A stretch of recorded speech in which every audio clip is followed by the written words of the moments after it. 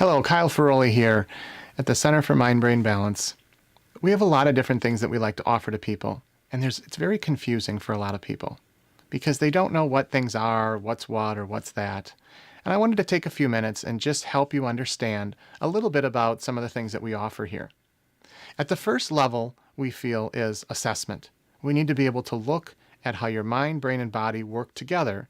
If we're going to give you an accurate starting point of where you want to go, you have to know where you're starting from. We do what's called a full EEG.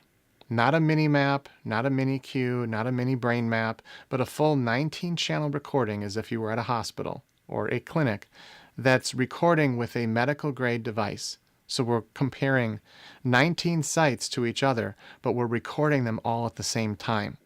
There's some people that have less expensive units or less expensive pieces of software where they record 2 or 4 at a time. And when you do this 3 or 4 times around the head, you get all the same sites that I would get if I recorded all at once.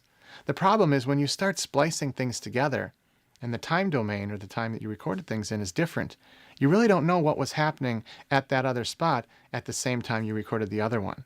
So you're kind of like duct taping things together, and it just doesn't work.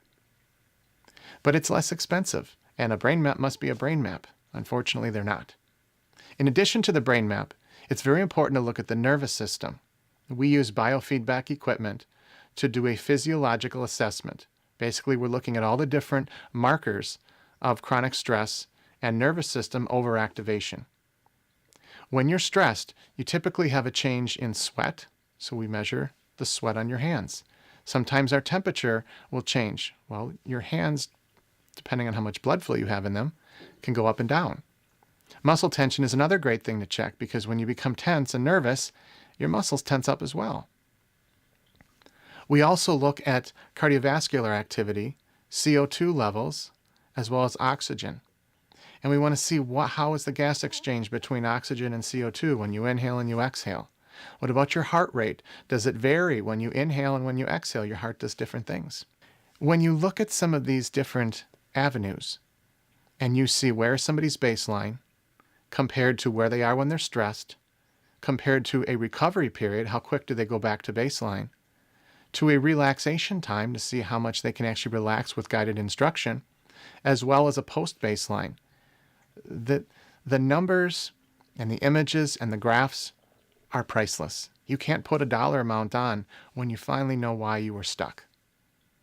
I've had people come in that are extremely successful with multiple degrees, and they don't know that they're breathing 3 times too fast, or that they're carrying chronic tension, which is leading to their headaches. These are just a few examples. Or someone that thinks that they have ADD because they can't focus, but really they're anxious and their brain's running too fast, it can't slow down enough to focus. That's different than the true ADD pattern where the brain isn't running efficiently enough to stay in task or on task. These are the things that we help people see at our center. The next thing we're going to talk about is the tools that we use to help people regulate their mind, brain, and body.